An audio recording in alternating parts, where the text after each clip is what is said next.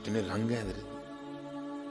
شرعی طریقے سے، غیر شرعی طریقے سے جاؤ گے حضرت کو ایذا ہوگی، تکلیف ہوگی. آپ حضور نبی علیہ السلام کی شریعت کا دامن نہیں چھوڑنا. کوئی غیر شرعی حرکت نہیں کرنی، جا کے چومنا نہیں، کوئی اس طرح سجدے کی تو پتر سوچنا نہیں. وہ چلے ہو، وہ تو یہاں سجدے ختم کرنے آئے تھے، تم انہی کے مزاروں پہ جا کے سجدے کر رہے ہیں. وہ تو مدینہ سے تلواریں صرف اس لیے لے کے آئے تھے کہ سجدہ صرف اللہ کو ہے. تم انہی کے مزاروں پہ سجدے کر رہے ہو. کیا ان کے دلوں پہ گزرتی ہوگی، کتنا اپنے مزاروں میں ان کو اذیت ہوتی ہو. امام صاحب کیا کرنے آئے تھے یہاں؟ وہ یہی پیغام لے کے آئے تھے، نہیں بھائی سجدہ صرف اللہ کو ہے بس. تم انہی کے مزاروں پہ سجدے کرتے ہو، جا کے کرنے والی بات کرو یار.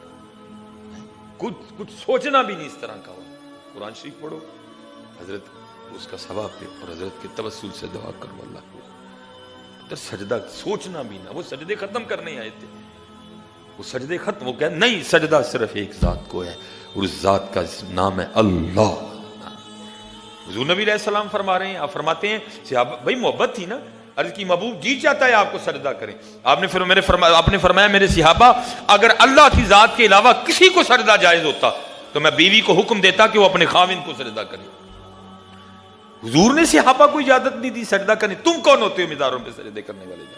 اللہ مجھے پتہ ہے وہاں جو سجدہ آپ کرتے ہو وہ سجدہ عبادت نہیں ہوتا، کسی کے اندر عبادت کا کوئی شائبہ نہیں ہوتا. لیکن بھائی سجدہ تعظیمی بھی حرام ہے شریعت میں. ہاں بالکل اس طرح کی کوئی حرکت مزاروں پہ جا کے کرو، شرعی طریقے سے وہاں جانا. پھر دیکھو اللہ کیا کیا عطا فرماتے ہیں آپ کو.